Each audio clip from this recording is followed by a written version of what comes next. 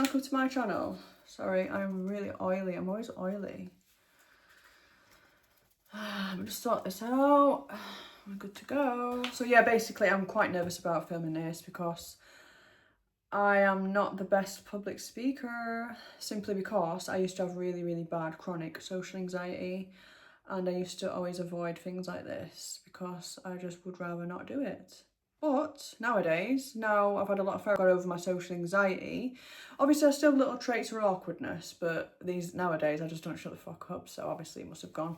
I thought, why not? Like, I really want to speak about this topic because I have so many interesting stories to tell people. So let's get into it. Why do I keep attracting toxic men and narcissistic men, although I am now a confident, strong, dominant woman?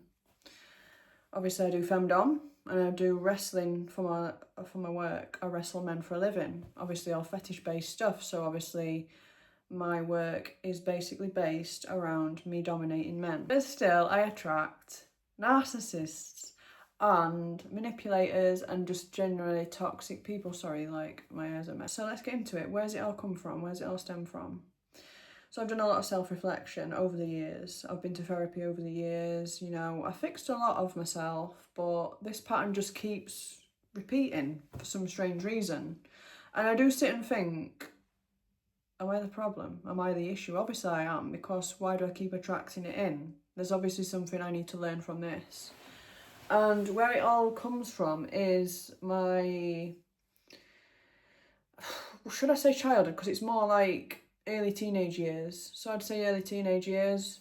It comes from when my mum and dad split up. And, you know, obviously there's 4 of us kids. So there's me and 3 brothers. And I had to basically choose whether I wanted to live with my dad or live with my mum, because my mum was going to have 2, my dad has 2. So my dad had me and Kyle, which is the oldest, and my mum had my 2 youngest brothers. And I chose to live with my dad because I thought, I'm daddy's girl at the time, and you know, I'm going to be spoiled and treated like a princess, la-di-da-di-da, but that was far from the reality of it, basically. Like, my dad, he changed. He just changed. He was like a really good dad when he was with my mum. I don't know what happened to him. It's like he just switched eventually. Like, the women that he was meeting, I don't know if they changed him or something, or if it was something underlying, if he had mental health issues underlying that he hasn't worked on or something. Obviously he's never worked on himself, so maybe he had something, but he's just too proud to admit. And yeah, I suffered with a lot of emotional abuse and neglect, and what I'd seen was not very nice either. Like, he kept bringing in different women to the breakfast table every morning, and that really confused me as a kid, you know, well, as a young teenager growing up, you know, like seeing a different woman on the breakfast table every morning, my dad being a fuckboy, it was like that was the norm, you know. And it really fucked my head up because it made me not trust men growing up, you know, like in my relationships. I kept attracting toxic guys. I won't say all of them were narcissists, but all of them were toxic in ways. I'd say my first boyfriend wasn't that bad. He just had OCD, but he was really toxic. I had severe trust issues with every guy that I've met. I just think that they're going to cheat on me, abandon me, leave me, stuff like that. But not just relationships. I attract narcissistic men in like simple day-to-day situations, even in my job, believe it or not. Because I think these type of men get off on trying to manipulate and bring down a strong woman. Like, they get off on it.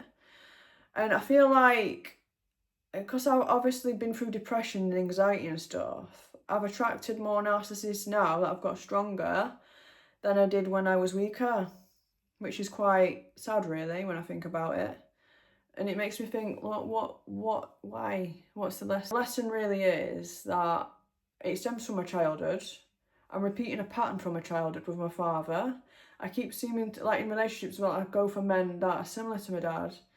You know, like muscular men, bodybuilders, dark hair. But I do it subconsciously, I don't do it consciously. Even like when I consciously try to, you know, go for someone different that looks different, they still have underlying traits that my dad had, like maybe emotionally unavailable, like Stuff like that. And it's like, what the hell? But it's, my gut is always right. That is the main thing. The gut knows. Never, ever, ever ignore your gut instinct, because it knows. But my problem is I've been gaslighted quite a lot, most of my life. And because I had so much anxiety as well growing up, and like social anxiety and stuff, I used to sort of basically not trust my gut and just think it was anxiety rather than my gut instinct. I've managed to learn to listen to my gut more, because there's been situations where like I'd be around a person and I'd feel like my body feels like it wants to curl up into a ball, and it's a really weird feeling. That's one of the gut feelings that I get. I'm like, what is this? And then I sort of make excuses for the person. I'll be like, oh, they seem really sweet, they seem really nice. Like, maybe it's just like a part of my social anxiety coming back, and la-di-da-di-da. It's not. It's my gut telling me that this person's not right for me.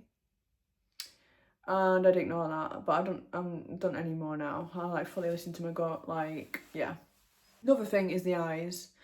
I've always noticed, like, the guys that I've been with, and I always notice in the beginning as well, it's their eyes. Like, especially on a photo. I look at the photo of the eyes and I think, oh God, this guy looks like evil. He looks like demonic.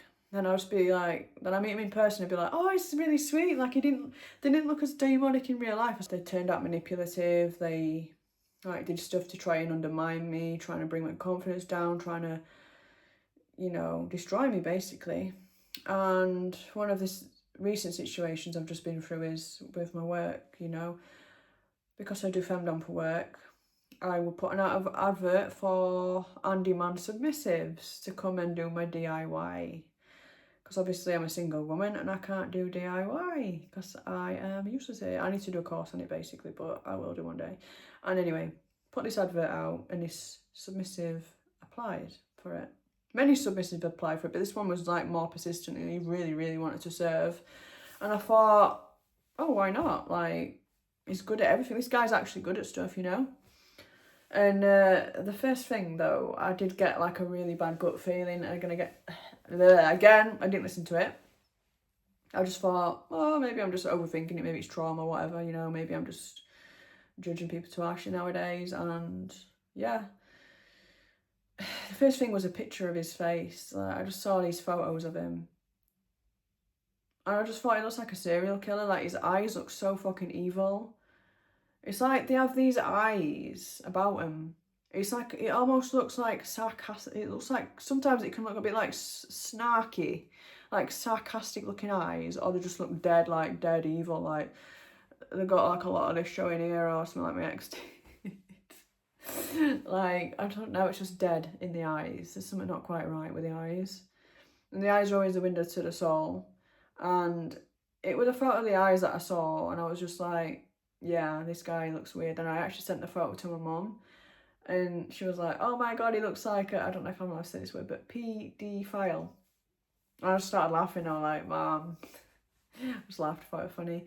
And then I just thought, it kept being persistent, and I thought, oh, well, obviously he must really want to do some handyman work for me. So I just ignored my gut and like the photos and stuff. And I was just like, yeah, why not?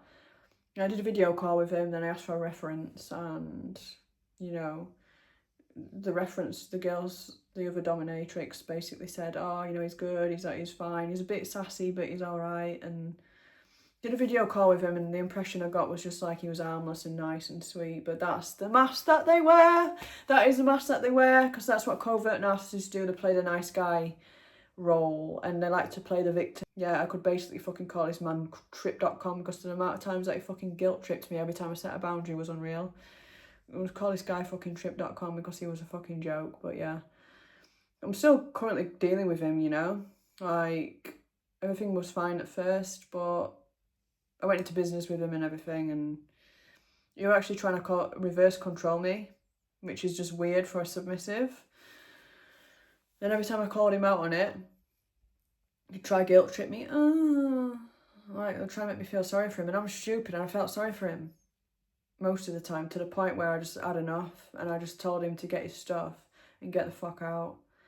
But yeah, like, obviously I'm still a work in progress, and it's not an easy journey. It's a roller coaster, and I've noticed a pattern more than anything recently, because obviously it keeps coming and coming and coming.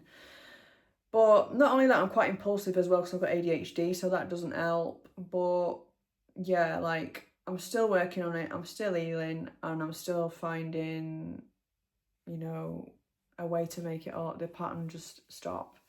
So, you know, I can't wait to tell you more stories about the situations, and, you know, you're not alone.